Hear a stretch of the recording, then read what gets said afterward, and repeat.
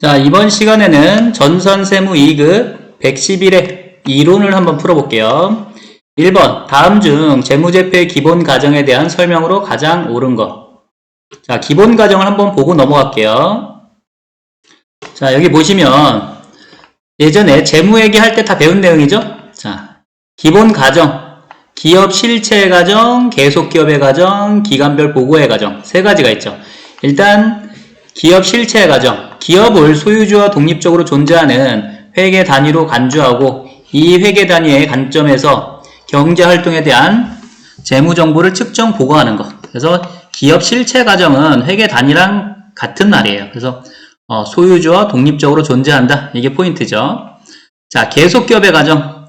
기업을 청산하거나 중대하게 축소시킬 의도가 없다고 가정함. 그래서 계속적으로 회사가 이루어진다. 뭐 이런 거죠. 자, 기간별 보고의 가정. 기업의 존속기간을 일정 기간에 인위적인 단위로 분할하여 각 기간에 대해 경제적 의사결정에 유용한 정보를 작성하는 것. 그래서 회계기간이랑 거의 같은 거죠. 그렇죠? 회계기간. 자, 이렇게 세 가지가 있다. 그럼 문제를 다시 볼게요. 자, 보기 1번. 재무제표의 기본 가정에는 기업 실체의 가정, 계속기업의 가정, 수익비용 이건 아니죠. 이게 아니고 뭐예요? 기간별 보고의 가정 이렇게 세 개가 있는 거죠. 그래서 기업 실체 가정 좀 전에 봤으니까 그죠? 계속기업의 가정, 기간별 보고의 가정 이렇게 세 개가 있다. 자, 기간별 보고의 가정은 자산과 부채의 분류 표시를 유동성 순위에 따라 분류해야 한다는 가정이다. 자, 요거는 뭐랑 그쵸? 아니잖아요, 그죠? 자, 이건 유동성 배열법과 관련 있는 거겠죠, 그죠? 유동성 순위에 따라 분류하는 거는 유동성 배열법. 3번 보면 기업 실체 가정은 기업 실체를 소유주와 그쵸? 소유주와 독립적으로 존재한다는 그런 뜻이잖아요, 그죠? 자, 기업의 자산과 소유주의 자산을 분리하여 인식해야 한다. 3번이 맞는 거예요. 3번이 맞는 거고. 자, 4번 보면 기업의 가정은, 계속기업의 가정은 기업 실체에 지속적인 경제활동을 일정한 기간 단위로 분할해요. 일정한 기간 단위로 분할하는 뭐예요? 기간별 보고의 가정이에요. 그쵸? 기간별 보고의 가정이다. 자, 2번 문제. 물가가 지속하여 상승하는 경제 상황을 가정할 때 다음 중 당기순이익이 가장 적게 계상되는 재고자산 평가 방법 이렇게 돼 있는데 자, 이것도 한번 볼게요. 자, 2번 문제를 풀려면 그쵸? 요걸 알아야 되겠죠? 한번 보고 넘어갈게요. 자, 재고자산 수량 결정 방법에는 계속 그렇고 실질재고 조사법이 있고 지금 단가 결정 방법 묻는 거죠. 그죠? 개별법, 선입선출, 후입, 이동, 총평균법이 있는데 일단 선입선출법, 후입선출법 특징은 꼭 알아야 되니까 한번 짚고 넘어갈게요. 선입선출법은 물량 흐름과 원가 흐름이 대체적으로 일치해요. 단점은 수익비용 대응이 부적절하다. 이렇게 되겠죠. 후입선출법은 물량 흐름과 원가 흐름이 불일치해요. 그 대신 수익비용 대응이 적절하다. 자, 지금 시험 문제는 요거죠. 자, 물가가 상승할 때 이익이나 기말이 큰 순서예요. 선입선출, 평균, 후입선출. 매출원가는 반대예요. 누가 제일 커요? 후입, 평균, 선입 이렇게 되겠죠. 그래서 물가가 상승할 때 지금 이익이 큰 순서를 물었죠. 누가 제일 커요? 선입선출법이 제일 크다. 자, 2번 문제 보면 물가가 지속해서 상승하는 경우 당기순이익 이익이 누가 크다? 선입선출법이 제일 크다. 그래서 1번이 답이죠. 자, 3번 문제. 2023년 10월 1일 한국은 기계장치 500만원을 취득하였다. 기계장치의 내용연수는 3년, 잔존가치는 50만원 추정되었으며 연수합계법 자, 2023년 12월 31일 감가상각비는 자, 연수합계법 식이 어떻게 돼요? 자, 연수합계법은 취득 빼기 잔존 곱하기 내용연수의 합. 내용연수의 합이 뭐예요? 내용연수가 총 3년이니까 3, 2, 1 더하고 역순 이렇게 되겠죠. 역순은 뭐예요? 3년부터 여 위에만 바뀌는 거예요. 3, 2, 1 이런 식으로. 자, 한번 풀어볼게요. 자, 취득은 500만 원이네요. 500만 원. 자, 빼기 잔존이죠? 잔존은 50만 원. 그 다음에 곱하기 자 3, 2, 1 더하기 역순 3 그쵸? 분의 3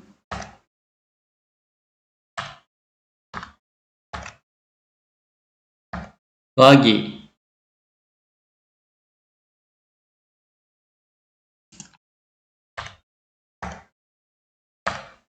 자 이렇게 되겠죠. 내용연수 합이 3, 2, 1 내용연수 5년이면 5, 4, 3, 2, 1 이렇게 더하는 거예요. 여기 더하면 뭐가 나와요? 6이죠. 6 이렇게 6분의 3 그 다음에 10월 1일날 그쵸?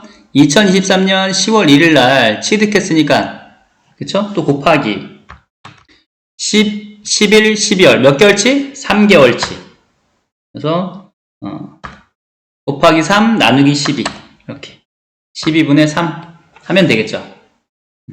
그럼 얼마가 나와요?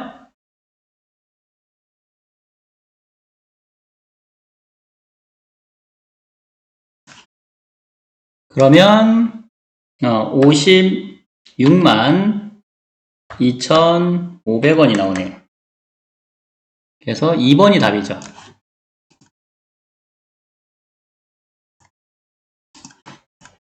자, 됐죠? 연수학계법 식 알면 되겠죠? 그래서 정액법, 정률법, 연수학계법, 생산량 비례법 4개는 꼭 알아야 되겠죠? 자, 4번 문제.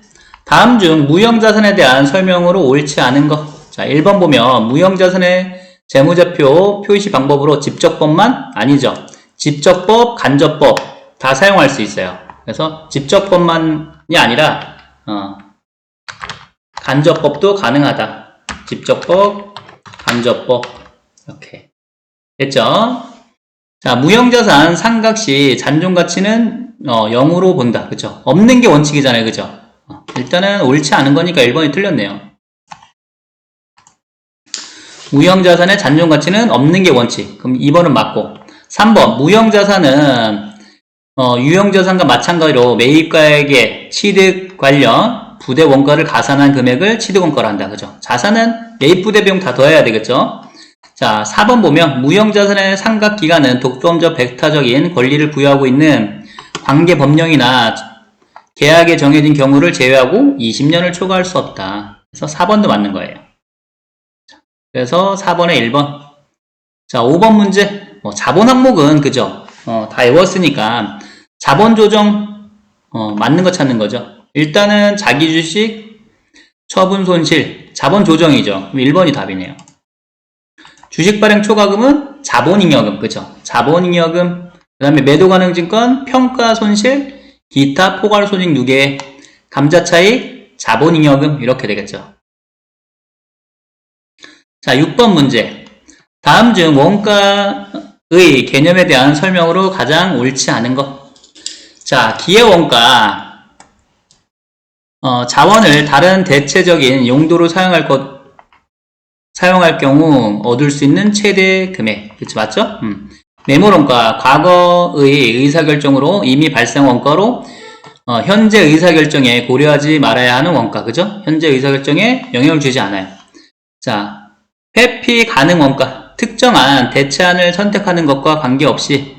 자, 관계없이면 뭐예요? 회피 불가능 원가죠. 관계없이 계속하여 발생하는 원가. 얘는 회피 불능 원가죠. 이렇게.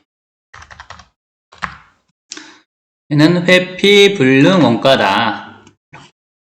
됐죠? 그래서 3번이 틀렸다. 자, 4번 보면 관련 원가, 여러 대안 사이에 차이가 나는 원가로서 현재 의사결정에 직접적으로 관련되는 원가, 그래서 관련 원가죠. 틀린 거는 3번. 자, 7번 문제. 다음 중 변동원가, 고정원가에 대한 설명으로 가장 옳지 않은 거. 자, 요것도 한번 보고 넘어갈게요. 자, 보시면 조업도가 증가할 때 고변호사, 그쵸? 고정비, 변동비. 자, 단단, 총총, 그죠? 단위당 원가, 총원가예요. 이렇게. 그러면 하나씩 볼게요. 자, 변동원가는 생산량의 증감에 따라 총원가가 증가하는, 그쵸? 변동원가는 여기 있죠. 총원가가 증가하죠. 맞고, 고정원가는 생산량의 증감과는 관계없이 총원가가 일정해요. 그래서 총원가가 일정하죠. 항상 일정해요. 증가, 감소할 때. 자, 그 다음에 생산량의 증감과는 관계없이 제품 단위당 변동원가는 일정하다. 그쵸? 여기 변동 단위당 원가는 어떻다? 일정하다. 생산량의 증감과는 관계없이 제품 단위당 고정원가는 일정하다. 고정 단위당 원가는 어떻게 돼요? 조업도가 증가하면 내려가고 조업도가 감소하면 올라가겠죠. 그래서 조업도가 증가할 때가 기본이고 이게 감소하면 얘랑 얘만 바뀌어요. 그쵸? 조업도가 감소하면 얘는 증가하고 얘는 감소하겠죠. 일정한 건 항상 일정한 거예요. 조업도가 증가하든 감소하든. 그래서 조업도가 증가할 때 고변호사, 단단, 총총을 이걸 외워야 되겠죠. 틀린 거는 4번이네요.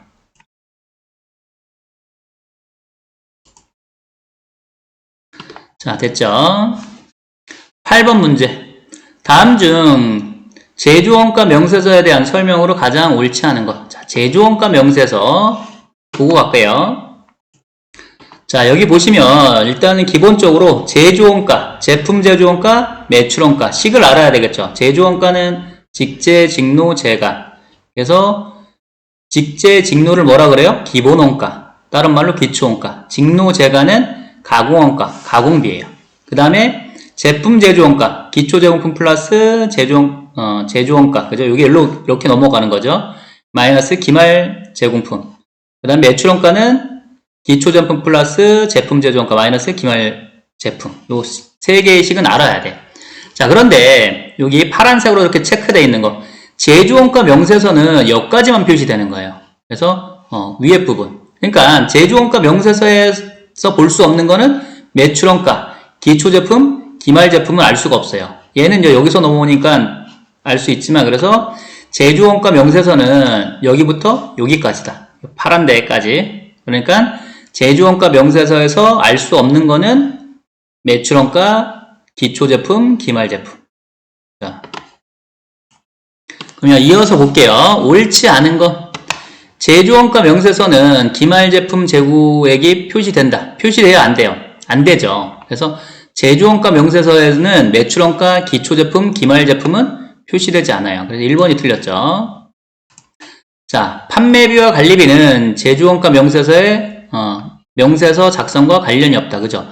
판매비와 관리비는 제조업 입장에서는 뭐예요? 공장 입장에서는 비제조원가니까. 그쵸? 비제조원가. 자, 단기총 제조원가는 이게 우리가 말하는 제조원가죠. 제조원가식 어떻게 돼요? 직제, 직노, 재간. 직접 재료원가, 직접 노무원가, 제조간접원가. 세 개를 더한 거죠. 직제, 직노, 재간. 그럼 맞죠? 제조원가 명세서의 단기 제품 제조원가는 손익계산서의 단기 제품 제조원가에 일치한다. 그쵸? 자, 아까 봤듯이, 자, 여기 보시면 제조원가 명세서 안에 보이죠? 제품 제조원가가 매출원가 안에 이거랑 똑같은 거죠. 매출원가 어디에 있어요? 손익계산서에. 그래서 제조원가 명세서 안에 있는 제품 제조원가랑 손익계산서에 있는 매출원가 안에 제품 제조원가가 똑같다. 자, 그래서 4번 맞는 거죠. 제조원가 명세서의 제품 제조원가랑 손익계산서의 제품 제조원가랑 일치한다. 자, 9번 문제.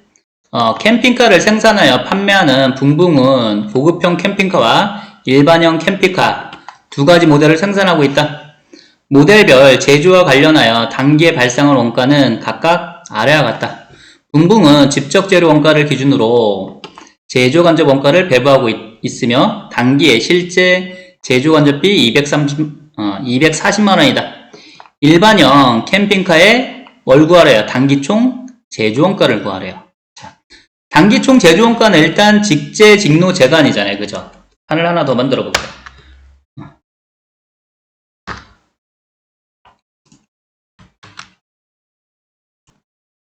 자, 그러면 집적재료비, 집적농비 여기 한번 써볼게요. 제조, 간접비 이렇게 3개를 더해야, 그죠? 직제, 직노, 재간을 더 3개를 더해야 제조원가가 나와요. 지금 일반형에, 그쵸? 여기.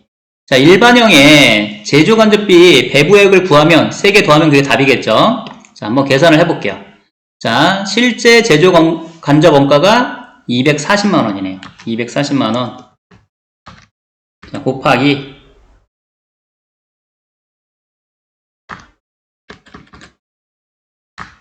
240만원 곱하기, 자, 기준을 봐야 돼, 기준. 여기 있죠. 자, 분봉은 직접 제조원가를 기준으로, 직접 제조원가, 재료원가.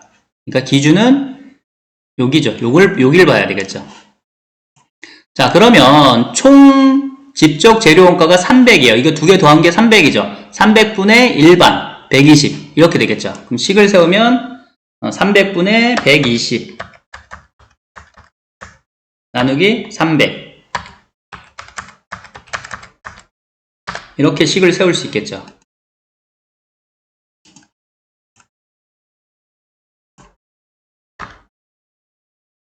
자, 그럼 얼마 나와요? 자, 요거 계산하면 96만원이 나오죠. 96만원. 자, 그러니까 여기가 96만원이에요. 여기가 96만원.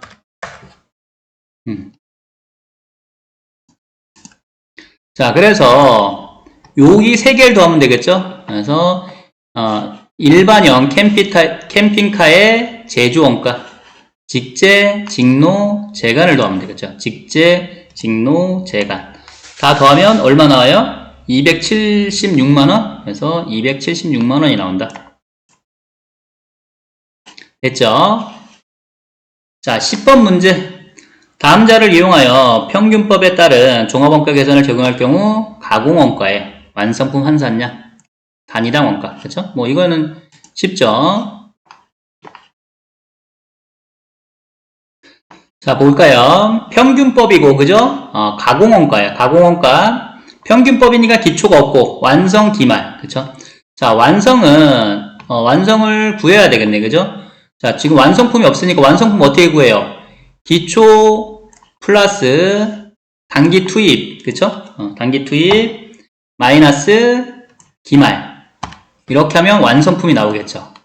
이렇게, 요거 계산하면, 뭐가 나온다? 완성품.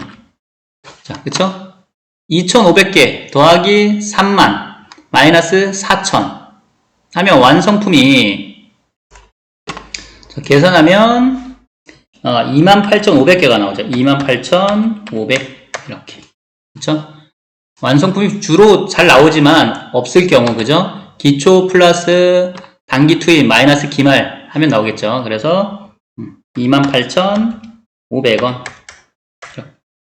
이렇게 됐죠? 그 다음에 기말이 4,000개인데, 그죠? 가공원가는, 그쵸? 가공원가는 무조건 완성도를 곱해야 되죠. 그래서 4,000개 곱하기 30%, 그럼 얼마예요?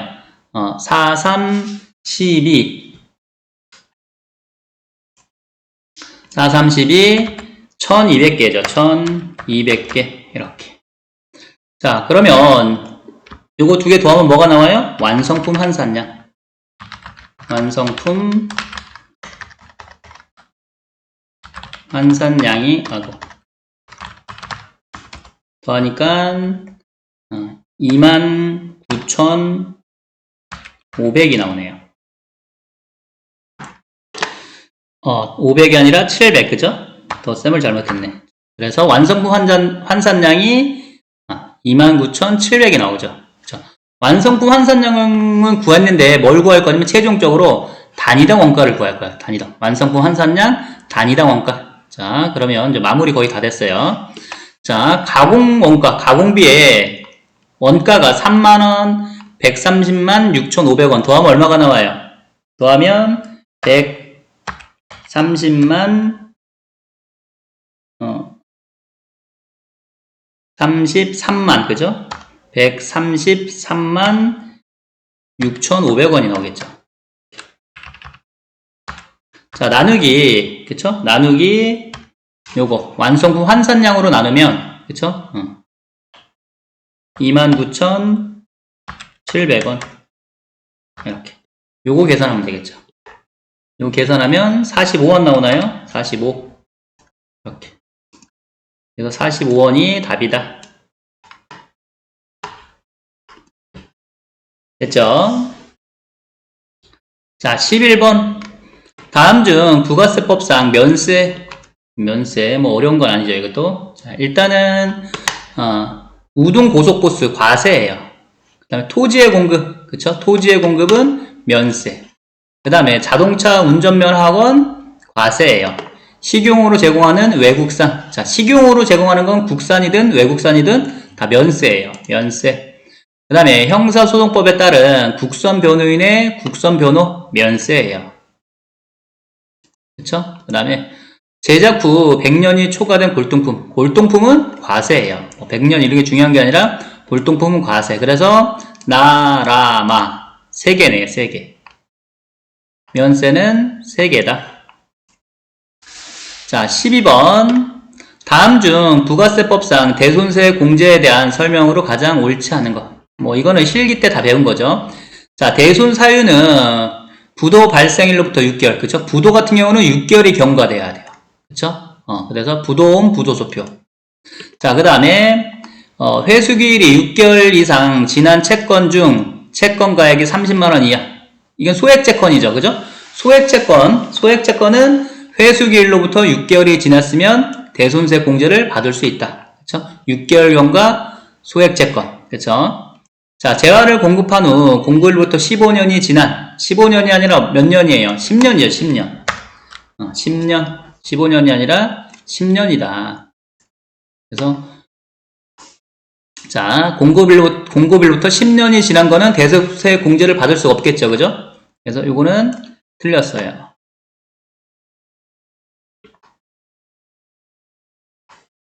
자, 그 다음에 4번 보면 보기 4번. 대손세액은 대손이 확정된 날이 속하는 과세기간에 매출세액에서 뺀다. 매출세액에서 빼죠. 세액만 빼는 거예요. 그래서 세액공제예요. 대손세액이니까. 그쵸? 자, 13번. 다음 중 소득세의 특징으로 가장 옳은 거. 자, 소득세의 과세기간은 사업자의 선택에 따라 변경할 수 있다. 선택할 수 없죠. 일단은 기본적으로 1월 1일, 자, 소득세의 과세기간은 1월 1일부터 12월 31일 이렇게 1년으로 해요. 자, 예외는 뭐만 있어요? 사망과 출국.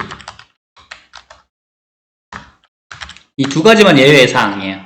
그래서 사망하면 1월 1일부터 사망일까지, 출국하면 1월 1일부터 출국일까지 이렇게 해서 1번 틀렸죠. 자, 거주자의 소득세 납세지는 거주자의 거소지로 하는 게 원칙. 자, 원칙은 뭐예요? 원칙은 그쵸? 주소로 하는 게 원칙이죠. 자, 주소지로 그쵸? 한다. 이게 원칙이야.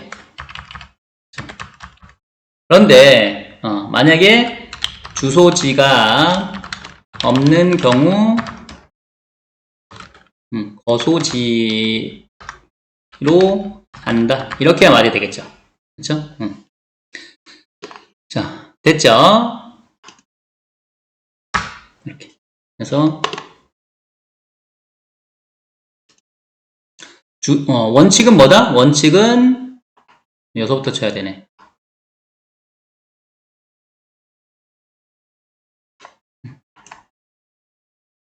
이렇게 되겠죠.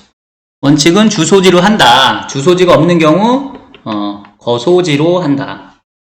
자, 그 다음에 소득세법은 종합과세제도에 의함으로 거주자의 모든 소득을 합산하여 과세한다. 자, 모든 소득을 다 합산하는 건 아니죠. 분류과세, 태양 같은 경우는 분류과세니까 따로 처리하고, 만약에 저는 분리과세가 있으면 걔네는 포함하지 않죠. 이런 식으로. 자, 소득세는 개인별 소득을 기준으로 과세하는 그쵸? 개인 단위 과세. 소득세는 개인이 내는 세금이니까, 그쵸? 맞는 거는 4번. 자, 14번.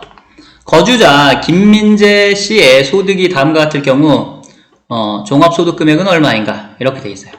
자, 일단은, 태양, 아까도 나왔지만, 태직 양도. 태양은 뭐예요? 분류과세예요. 분류과세. 얘는 분류과세. 얘도 분류과세. 종합과세 하지 않고 따로 하는 게 분류과세죠.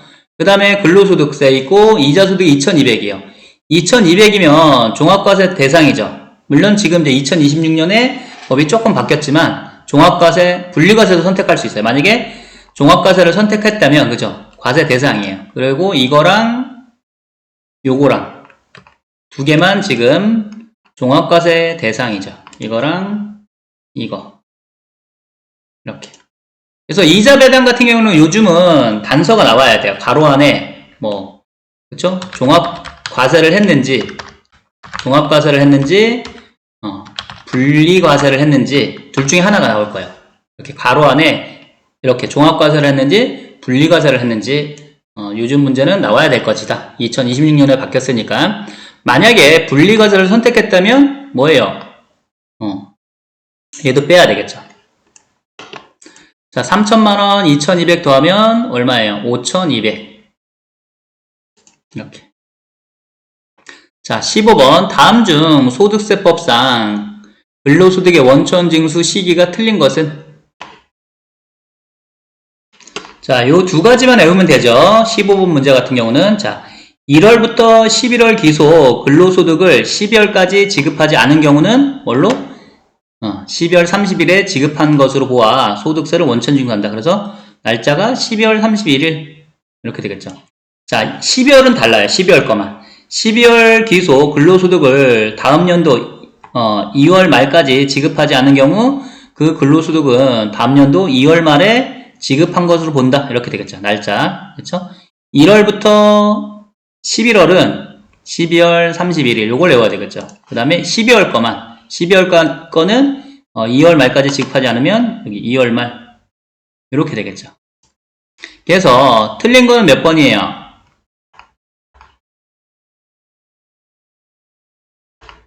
자, 2번이죠. 2번. 지금 11월 기속이야. 11월 기속인데 1월 30일 날 지급하면 언제로 봐요? 12월 말일로 봐야 되겠죠. 12월 말 이렇게 되겠죠. 그래서 틀린 거는 2번. 자, 이번 시간 여기까지.